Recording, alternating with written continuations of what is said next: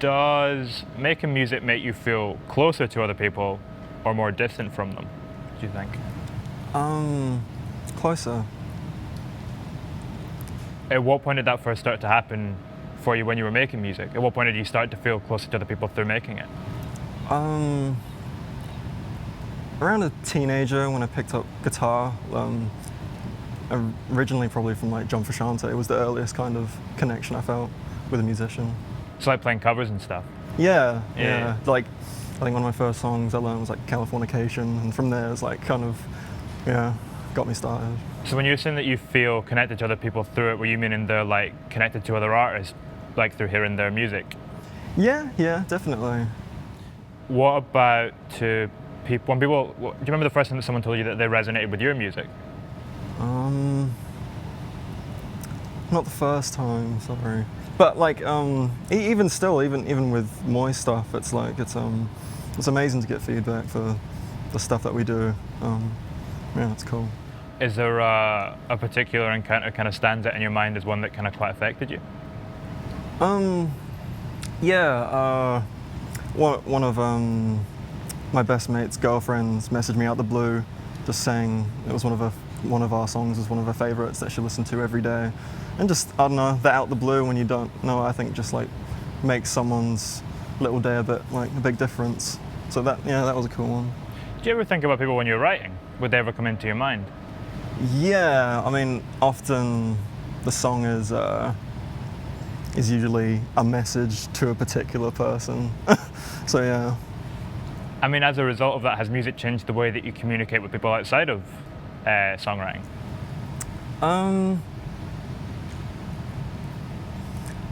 No, I've probably just learnt more of me more than anything. You say you've learnt more about you more than anything. What's an aspect of yourself that you've kind of explored through music that's kind of changed your understanding of it? Like what you're saying there about learning?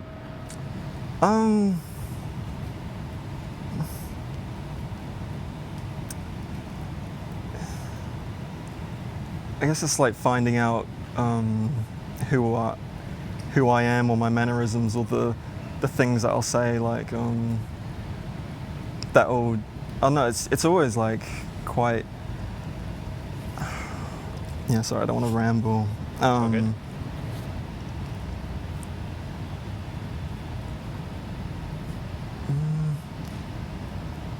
How's it changed, like, my perspective? Yeah. I don't know, it helps me like move forward in life, really, like move on from a part of my life. Like something like Don't Look Back was just something a past I can't look back on, so that was like, the song was like, okay, that's what I needed, and then I could move on, and so It's quite interesting as well with the recent single, because you started writing that in New Zealand, right, back in like 2018? Yeah. And then you come back to it this year with the band and kind of explore it further and complete it. How do you feel you've changed as a person in the interim between those two experiences of creating it, and how does that in turn kind of feed into the creation of the song itself? Yeah, it's really cool. It's been we've been doing it with a couple of the tunes from ages ago as well, and I've learned that I think I'm a better singer anyway. We listened to the original take and we thought it was cool. It had its own kind of, I wasn't really a singer when I came here, so it had just a bit of like messiness and shittiness and maybe naivety. But we've just been able to make it sound so much better. Just over the lockdown, like Lou's production got a lot better just through the other songs we wrote during it, and yeah, it is interesting to sit in a room and be like, this is just something that wasn't a random idea before we ever met, and now we're doing it together. But, yeah, it must be funny taking an idea that you've kind of come up with on your own in solidarity, and then you kind of bring it into this communal space and exploring it with other individuals. Yeah, no, it's cool. No, I love working with these guys. What was the kind of spark that drew you back to that song? What was it that jumped out to you about it that made you want to revisit it and kind of explore it further? There was a bit of I don't know, mystery, I guess to it compared to the others. And we always liked the song.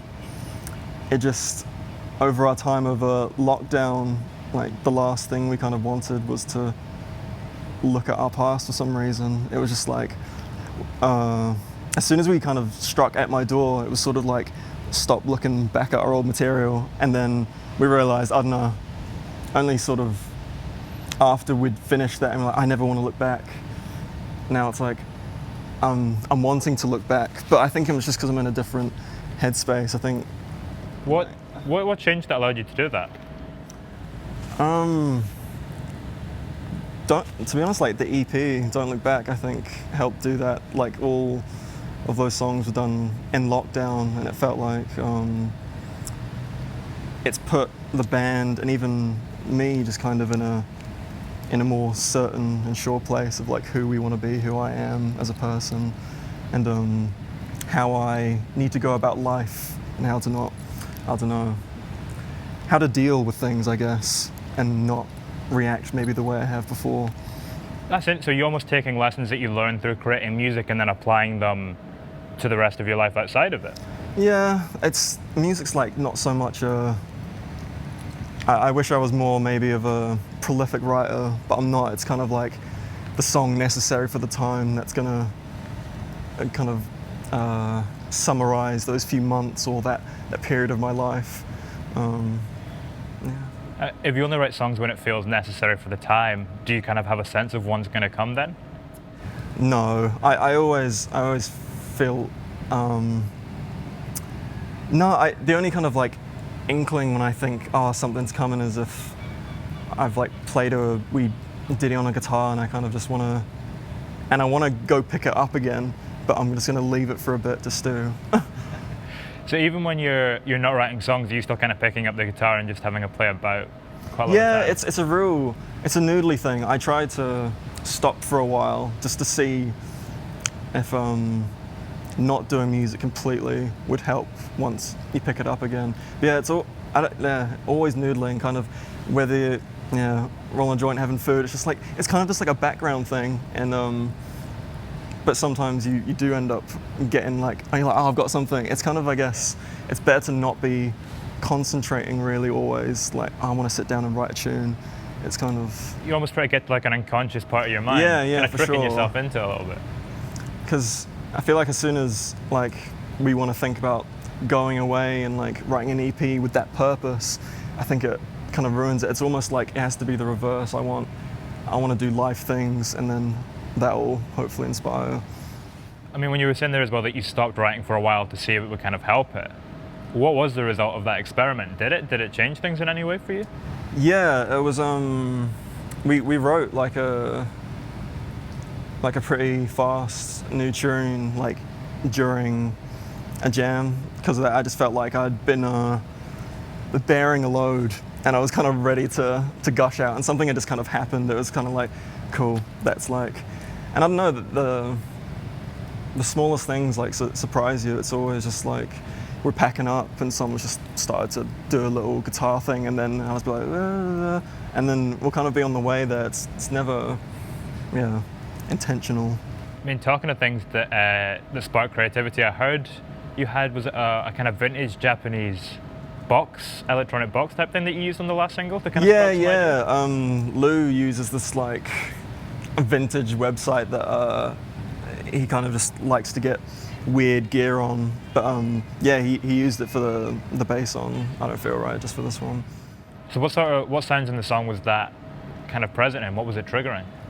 It was like, it's this fuzz right at the end on like the bass line. It's not like a crazy weird thing, but it's just like quite a unique distortion. But yeah. What was the last thing that you discovered, similar to that kind of sparked ideas for you, like a new thing? Like anything, like an instrument or? Yeah, just anything that kind of, once you uncovered it, it started to bring some creativity out. I think the last thing that really inspired me to want to pick up some instruments again is the Tom York little project he did a while ago, The Smile. he did with Johnny Greenwood and like just this other drummer. But yeah, they did it for like the Glastonbury thing, and that got me pretty buzzed. And Tom York's, I mean, I watch like a lot of the basement sessions and shit all the time. Anyway, like they're awesome. And we're getting a wee bit soggy, so thank you very much, man. Oh no, thank you so much, Alex. No, it's Thank you. cool. That was No. sick, man. Oh, I'm getting a little bit Yeah, damp, sorry though. about that. I should have given. Thank you for coming out and letting me drag you into the rain to do a No, wee thank you. interview. I hope that was all right.